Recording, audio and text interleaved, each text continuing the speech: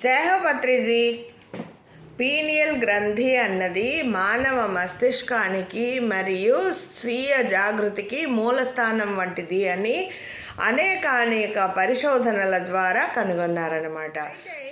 ఈ వేల సంవత్సరాల క్రితం వేదాలలో కూడా ఈ మెలటోనిన్ గురించి కుండలిని కంటే అత్యున్నత స్థితి అయిన సహస్రార స్థితికి అభివర్ణించడం జరిగింది. వేదాల పరంగా ఆధ్యాత్మిక రంగంలో సహస్రారానికి ఎంత గొప్ప స్థాయి ఇవ్వబడిందో మనకు తెలుసు. ఈ హార్వర్డ్ యూనివర్సిటీ వాళ్ళు తెలిపారు. ఈ పీనియల్ గ్రంథికి ఎంతో ఇంపార్టెంట్ ఇచ్చారనమాట. అంతే స్థాయిలో